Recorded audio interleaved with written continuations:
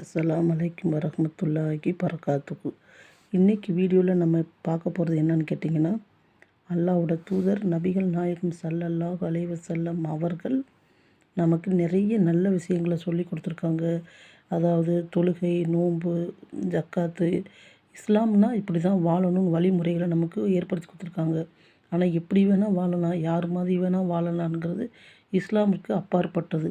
இன்றைக்கி பெரும்பாலான நம்மளோட முஸ்லீம் சமுதாயத்தில் ஒரு பெரும் கேள்விக்குறி என்னன்னு கேட்டிங்கன்னா, காதல் திருமணம் இஸ்லாத்தில் ஹலாலா ஹராமா? இதுக்கு குரானோட ஹதீஸ் என்ன சொல்லுது என்ன நம்ம இந்த வீடியோவில் தெரிஞ்சுக்கலாம். முதலாவது நம்ம என்ன தெரிஞ்சுக்கணும்னு கேட்டிங்கன்னா, காதல்னால் என்ன அப்படிங்கிற ஒரு விஷயத்தை நம்ம தெரிஞ்சுக்கலாம். காதலுங்கிறது ஒரு உணர்வு. அது இல்லாமல் அது இஸ்லாம் என்ன செய்யுது, தடை செய்யலை. ஆனால் அதை ஹலாலான வழியில் நடத்த வேண்டும் என்பது தான் முக்கியம். உதாரணமாக, யாராவது ஒருத்தரை விரும்புகிறோம், அது ஹராம் இல்லை. ஆனால் ஹலாலான முறையில் உறவு வைத்து கொள்வது தான் பிரச்சனையில் உருவாகுது. இதுக்கு திருக்குரான் என்ன சொல்லுதுன்னு நம்ம தெரிஞ்சுக்கலாம். குரானில் 30வது அத்தியாயத்தில் 20வது வசனத்தில், அவன் உங்களுக்கு பாசமும் இரக்கமும் வைக்கின்றான். திருமணம் ஒரு சுன்னத்தான வழியாகவும் ஹலாலான வழியாகும். அதே மாதிரி குரானில், உங்களில் திருமணம் செய்யக்கூடியவர்கள் திருமணம் செய்து விடுங்கள், அனுமதியும் இருக்கு. ஆனால் விபச்சாரம் பற்றி குரான் என்ன செய்து எச்சரிக்குது. ஜினாவுக்கு அருகில் கூட செல்லாதீர்கள், கண்டிப்பாக தடைன்னு சொல்லுது. இப்போ நபி ஸல்லல்லாஹு அலைஹி வஸல்லம் அவர்கள் என்ன சொல்கிறாங்கன்னு கேட்போமா? ஹதீஸை தெரிஞ்சுக்கலாம். இளைஞர்களே, உங்களில் யாரும் திறன் இருக்கிறதோ, அதாவது சக்தி இருக்குதோ, அவங்க திருமணம் செய்து கொள்ளட்டும். அப்படி திருமணம் செய்ய முடியாதவர் தன்னோட பார்வைகளையும் கற்பையும் பாதுகாத்து கொள்ளணும். முஸ்லீம்லேயும் புகாரிலையும் அல்லாஹ்வோட தூதர் சொல்கிறாங்க. நபி ஸல்லல்லாஹு காலத்தில் சிலர் என்ன செய்கிறாங்க, அவங்களும் என்ன செய்யிருக்காங்க, அந்த காலத்தில் சில விரும்பியிருக்காங்க.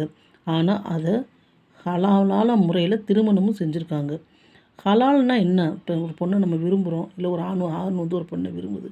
ஹலால்னா என்ன? அந்த பெண்ணை நம்ம விரும்புகிறோம், இல்லை அந்த ஆணை விரும்புகிறோம்னா நம்ம தாய் தாப்பன்ட்டு சொல்கிறது. இவங்களை நம்ம விரும்புகிறோன்னு சொன்னால் அந்த தாய் தாப்பன் சம்மதத்தோடு அந்த பெண்ணையும் ஆணையும் திருமணம் செய்கிறது தான் ஹலால்.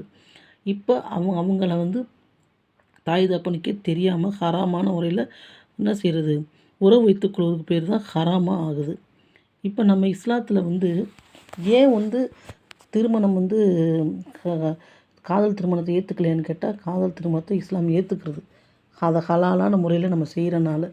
இப்போ பார்த்திங்கன்னா, எந்த ஆணோ பெண்ணோ, இப்போ ஒரு பெண் இருக்காங்க, அவங்களுக்கு மகரமான ஆண்கள்னு சொல்லி சில பேர் இருப்பாங்க, மகரம் இல்லாத ஆண்கள் இருப்பாங்க. இப்போ தந்தை, சகோதரன், சித்தப்பா, மாமா, இவங்கெல்லாம் ஹலால். அவங்க மகரமானவர்கள் அல்ல. மகரம்ங்கிறவங்க சில பேர் இருப்பாங்க. அந்த அடுத்த அந்நிய ஆண்களை நம்ம பார்க்கக்கூடாது. இப்போ அவங்ககிட்ட தப்பான பேச்சுகளை பெண்கள் பேசக்கூடாதுன்னு இஸ்லாம் சொல்லுது. இப்போ பெண்கள் நிறைய இடத்துக்கு கல்லூரிக்கு செல்கிறாங்க, வேலைக்கு செல்கிறாங்க, நிறைய ஆண்களை பார்க்கக்கூடிய சந்தர்ப்பம் ஏற்படுது, அவங்களோட பேசக்கூடிய சந்தர்ப்பங்கள் ஏற்படுது. அப்போ தன்னோட பார்வையை அவங்க என்ன செய்தும் பேணிக்கிறணும். அதேமாதிரி ஆண்களும் பேணிக்கிறணும். இப்போ திருமண வயது வந்தால் தாய் தப்பனே அவங்களுக்கு நல்ல ஒரு வரனாக பார்த்து திருமணம் செய்து வைப்பார்கள். சில ஆண்களோ பெண்களோ அவங்களுக்கு மனசுக்கு பிடிச்ச பெண்களையோ ஆண்களையோ திருமணம் செய்யணும்னு ஆசைப்பட்டால் அதை தாய் தப்பனோட சம்மதத்தோடு ஹலாலான முறையில் திருமணம் செய்துக்கலாம். அதுக்கு இஸ்லாம் என்ன செய்து ஆதரிக்குது. இப்போ கொஞ்சம் நம்ம என்ன செய்யணும்னு கேட்டிங்கன்னா, இஸ்லாம் காதல் திருமணத்தை இஸ்லாம் காதல் தடையை செய்யவில்லை. ஆனால் அதை ஹலாலான முறையில் நம்ம செஞ்சுக்கிறது தான் இருக்குது. பெற்றோர் சம்மத்தோட நிக்கா வழியில் நம்ம செஞ்சுக்கிறோம் இன்ஷா அல்லாஹ். இப்போ பார்த்திங்கன்னா, இப்போ நிறையா காலகட்டத்தில் இப்போ ஒரு முஸ்லீம் இருக்காங்க, ஒரு இந்துக்கள் பெண்ணை கல்யாணம் முடிக்கிறாங்க. 2 பேரும் என்ன செய்கிறாங்கன்னு கேட்டிங்கன்னா, அவர் இந்துக்களாகவே இருக்குது, அந்த பெண் இந்துக்களாகவே இருக்குது, அவர் முஸ்லீமாக இருக்குது, திருமணம் செய்கிறாரு. இந்த திருமணம் செல்லுபடி ஆகுமா? இறைவன் இடத்துலனா செல்லுபடி ஆகாது. ஏன்னு கேளுங்க, அவர் ஒரு முஸ்லீமாக இருக்கிற பட்சத்தில் அந்த பெண்ணையும் முஸ்லீமாக்கி அவர் திருமண வாழ்க்கையை நடத்தினா தான் அந்த திருமணம் ஏற்றுக்கொள்ளப்படுகிறது. இல்லைங்கிற பட்சத்தில் அவர் அந்த பெண்ணை என்ன செய்கிறாரு, அதுக்கு என்ன அர்த்தம்னு கேட்டால், அவர் அந்த பெண்ணை திருமணம் செய்யாமலே என்ன செய்கிறார், திருமணங்கிற பேரில் அந்த பெண்ணுக்கு செய்ய வேண்டிய கடமைகளை அவர் செய்யலை. இப்போ இஸ்லாம் திருமணம் எப்படி இருக்கும், ஒரு பெண்ணுக்கிட்ட சம்மதம் கேட்கணும், 2வது அந்த பெண் கேட்குற மகர் தொகையை கொடுக்கணும், அப்புறம் 2 பேர் அந்த பெண் தரப்புலேயும் ஆண் தரப்புலேயும் சாட்சி இருந்து திருமணம் முடிக்கிறது, இதுதான் திருமணம். இப்போ என்ன செய்கிறாங்க, அவங்கவுங்க மதத்திலே இருந்துக்கிட்டு திருமணத்தை செய்து அதே வாழ்கிறாங்க. இது தப்பான ஒரு வழியாகும், தப்பான வழிமுறையாகும். ஒன்று அந்த பெண்ணை இவங்க வழிக்கு கொண்டு போய் முஸ்லீம் ஆயிடணும், இல்லைனா இவர் அந்த பக்கம் போயிடணும். இப்போ இவர் இஸ்லாத்தில் இருந்துக்கிட்டே அந்த பெண்ணை என்ன செய்யக்கூடாது, முஸ்லீமாக மாற்றாமல் குடும்பம் நடத்தக்கூடாது. அப்போ இஸ்லாத்தில் காதல்ங்கிறது ஆதரிக்கப்படுகிறது. நபி ஸல்லல்லாஹு அலைஹி வஸல்லம் ஆதரிச்சிருக்காங்க. நபி ஸல்லல்லாஹு அலைஹி வஸல்லம் ஆண்கள்ட்ட சொல்லுவாங்க, உங்களுக்கு அந்த வயது வந்துட்டுனால் நீங்கள் என்ன செய்யுங்கள், திருமணம் செய்து கொள்ளுங்கள். நீங்கள் என்ன செய்யாதீங்க, திருமணம் செய்ய வசதி இல்லைன்னா நீங்கள் அதிகமான நோன்புகளை வைத்துக் கொள்ளுங்கன்னு சொல்லியிருக்காங்க.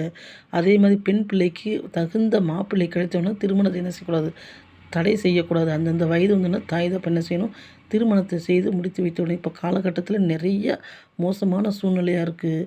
இப்போ கல்யாணம் முடிந்தாலும் முடியாவிட்டாலும் என்ன செய்கிறாங்க, பெண்களோ ஆண்களோ இன்ஸ்டாகிராமில் என்ன செய்கிறாங்க, அடுத்த அந்நிய ஆண் கூட அந்நிய பெண்களுடன் பழகுறாங்க. இதெல்லாம் ரைட்டான்னு கேட்டால் தவறு. தவறான நம்ம எதிர்த்தாப்புல நமக்கு யார் நம்மகிட்ட பேசுகிறாங்கன்னே தெரியாமல் பேசிக்கிட்டு இருக்காங்க. பேசுகிறவங்க சின்ன வயசுக்காரங்களா, கல்யாணம் முடித்தவங்களா, ஒரு சமயம் அவங்க ஆணும் இல்லாமல் பெண்ணும் இல்லாமல் இருக்கலாம். ஒரு தவறான பேச்சு வச்சு அவங்க என்ன செய்கிறாங்க, போகிறாங்க. இது தவறு. அதை சில பெண்கள் ஆண்களோ கல்யாணம் முடிக்கிறாங்க. கல்யாணம் முடிச்சதுக்கப்புறம் அடுத்த அந்நிய பெண்ணுடன் என்ன செய்கிறாங்க, தொடர்பு வச்சுக்கிறாங்க. இதுவும் தவறு. அதே மாதிரி பெண்களும் கல்யாணத்துக்கு அப்புறம் கணவன்கிட்ட சின்ன சின்ன குறைகள் இருந்தால் அதை அனுசரித்து போகணும். அப்படி அனுசரித்து போகலன்னா அந்த கணவனை விட்டு பிரிந்து விட்டு மறுமணம் செய்துக்கலாம் இஸ்லாம் ஏற்றுக்கிறது. ஆனால் ஆணுக்களோ பெண்ணுக்கோ வலுக்கட்டாயமாக இஸ்லாம் இருக்க சொல்லலை. இப்போ ஆண்கள் என்ன செய்கிறாங்க, ஒரு பெண்ணை திருமணம் செய்கிறாங்க. அவங்ககிட்ட சில குணங்கள் பிடிக்கலைன்னா அவங்க என்ன செய்யலாம், தலாக் கொடுத்துட்டு அவங்க மறுமணம் முடிச்சுக்கலாம். அதுக்கு இஸ்லாத்தில் இடம் இருக்குது.